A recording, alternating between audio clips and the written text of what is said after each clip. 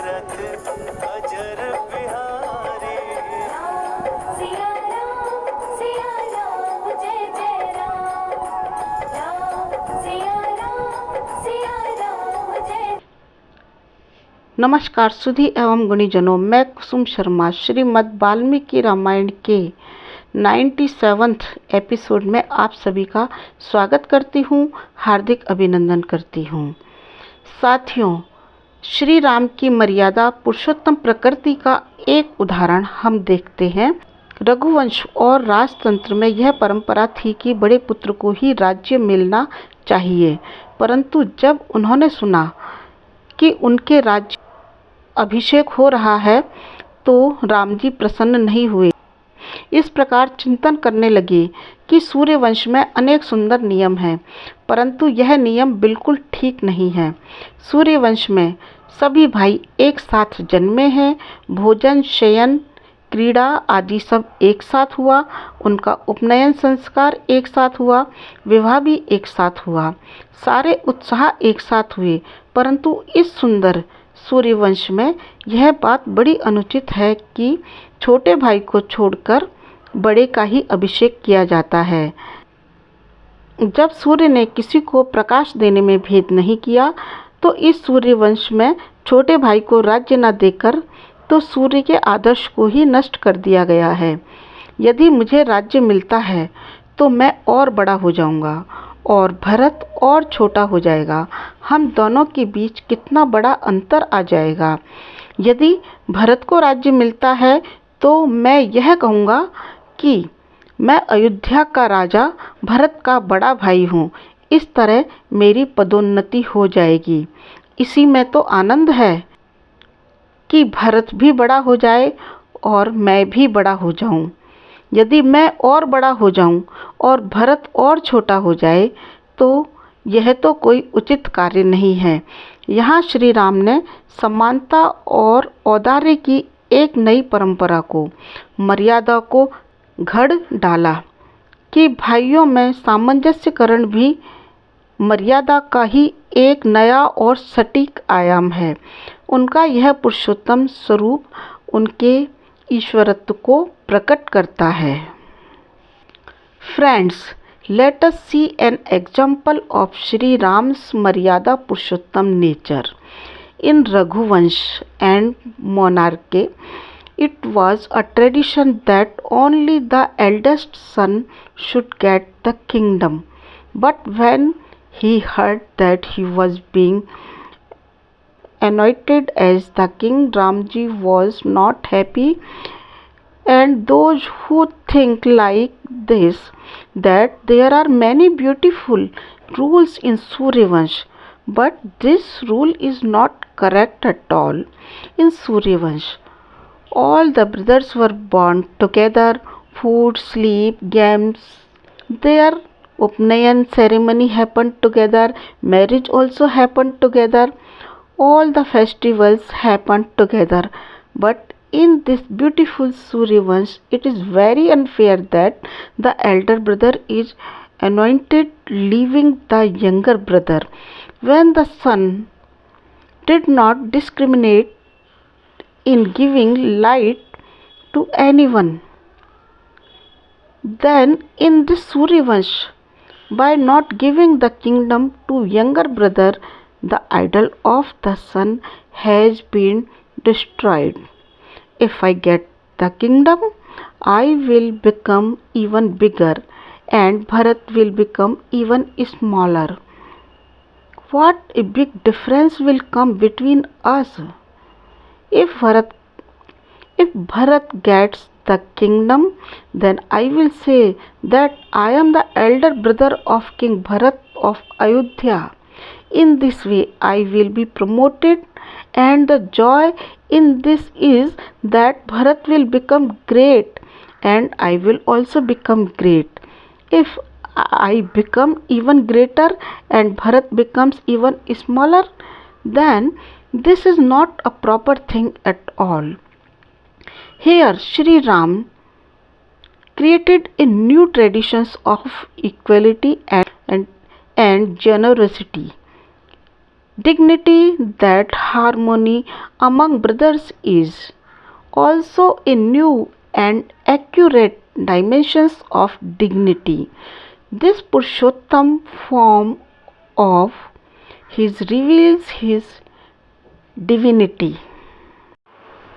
साथियों, एपिसोड पर आती हूँ।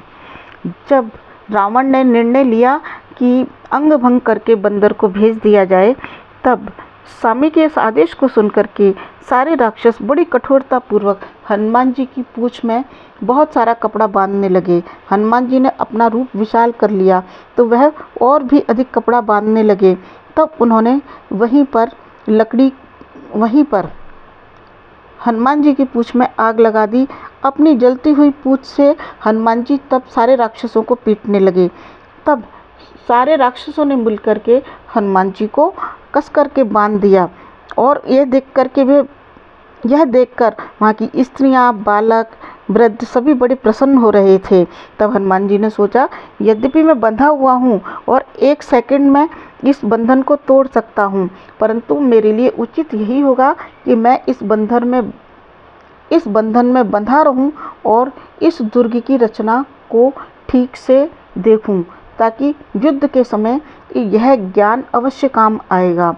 ये राक्षस लोग मुझे बार बार बांधे और चाहे पूंछ में कितनी ही बार आग लगाएं, मैं श्री राम जी का कार्य तो पूरा करूंगा ही। तब हनुमान जी को पकड़ करके सारे राक्षस लोग ले चले, शंख बजाने लगे, भेरी बजाने लगे, जैसे कि उन्होंने बहुत बड़ी जीत पाली है, और लंकापुरी में चारों तरफ घुमाने लगे। शत्रुदमन हनुमान जी तो अपनी मौज में आगे बढ़ते जा रहे थे, सारे राक्षस उनके पीछे पीछे। वह पुरी की विशाल रचना को देखने लगे, बड़े बड़े विचित्र विमान देखे। सारे राक्षस उनका परिचय इस प्रकार से कह रहे थे, अरे ये तो जासूस है, अरे ये तो गुप्तचर है, कहीं और से आया है, परिचय दे रहे थे। तब राक्षसियों ने सीता देवी के पास जाकर के यह अप्रिय समाचार सुनाया कि सीते, जिस वानर ने तुमसे बातचीत की थी और जिसने ये वाटिका उजाड़ी है, उसकी पूंछ में आग लगाकर उसे नगर में घुमाया जा रहा है। जब इस तरह की बात विदेह नंदिनी सीता ने सुनी तो वह मन ही मन अग्निदेव से प्रार्थना करने लगी कि हे अग्निदेव, यदि मैंने पति की सेवा की है और मेरी तपस्या में, पातिव्रत्य धर्म में कुछ बल है, तुम हनुमान के लिए बिल्कुल शांत हो जाओ। यदि धर्मात्मा राम मुझे सदाचार से संपन्न और मिलने के लिए उत्सुक जान पड़ते हैं, तो तुम हनुमान जी के लिए बिल्कुल शांत हो जाओ। तब सीता जी की इस प्रार्थना पर अग्निदेव बड़े शांत भाव से जलने लगे, सुखद वायु बहने लगी। तब हनुमान जी ने सोचा कि अरे, मेरी पूंछ में आग लगी है और चारों तरफ से तेज अग्नि प्रज्वलित हो रही है, परंतु ये मुझे जला क्यों नहीं रही है? और मुझे इस आग से बिल्कुल पीड़ा नहीं हो रही, चारों तरफ ज्वाला उठ रही है। मुझे ऐसा लग रहा है जैसे मेरी पूंछ के आगे के भाग पर किसी ने बर्फ का ढेर रख दिया है। तब हनुमान जी सोचने लगे कि यह अवश्य ही भगवान श्री राम के प्रताप का फल है, देवी सीता के प्रताप का फल है, जो अग्निदेव मुझे नहीं जला रहे हैं।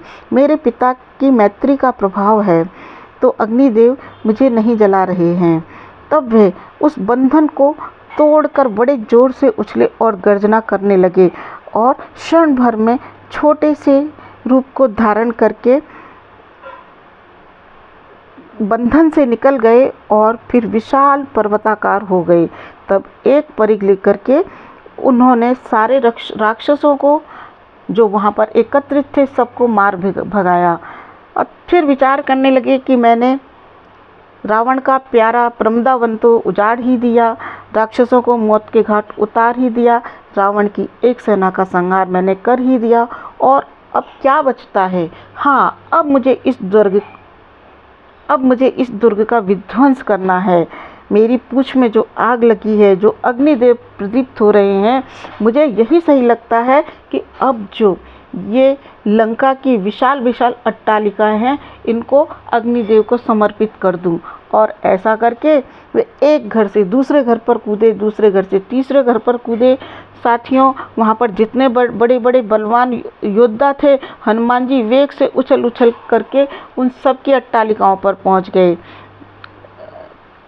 शुक, सारण, जम्बूमाली, सुमाली, मेघनाद, कुंभकर्ण, रश्मिकेतु आदि सभी बड़े बड़े योद्धाओं के घरों पर चढ़ कर के उन्होंने सब में आग लगा दी। सब में आग की ज्वालाएं निकलने लगी और पूरी लंका में हाहाकार मच गया। चारों तरफ अग्नि ही अग्नि दिखाई दे रही थी।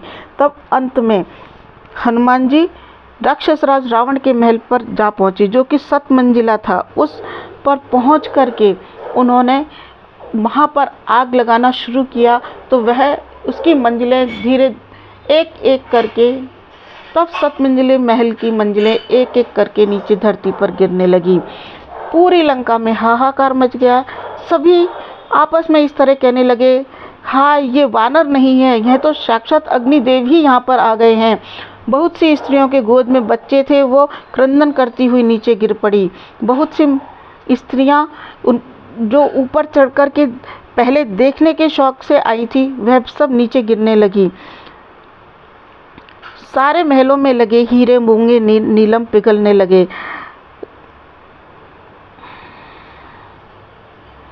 वहाँ धरती से आकाश तक फैली हुई अग्नि अत्यंत बढ़ चढ़ गई थी। लपटें टेसू के फूल की तरह लाल दिखाई देती थी। इस तरह का उस वातावरण को देख करके सभी लंका के निवासी फूट फूट कर रोने लगे और आपस में कहने लगे, हाय रे बप्पा, हाय बेटा, हाय स्वामी, हा नाथ, हा प्राणनाथ, हा मित्र, हमारे तो सारे पुण्य नष्ट हो गए। ये इस वानर ने हमारी लंका को जलाकर नष्ट भ्रष्ट कर दिया। अब हम क्या करें? कोई हमें इस समय बचाने वाला है? इस वानर के इस जलन कांड से कोई हमें बचाने वाला है? इस प्रकार साथियों, जब उन्होंने पूरी लंका का विध्वंस कर लिया तो मन ही मन श्री राम जी का स्मरण करने लगे और समस्त देवताओं ने हनुमान जी का स्तवन किया। हनुमान जी हर्ष से फूले नहीं समा रहे थे, क्योंकि वे राक्षस की नगरी को पूरी तरह से उजाड़ चुके थे, रावण की नगरी को उजाड़ चुके थे।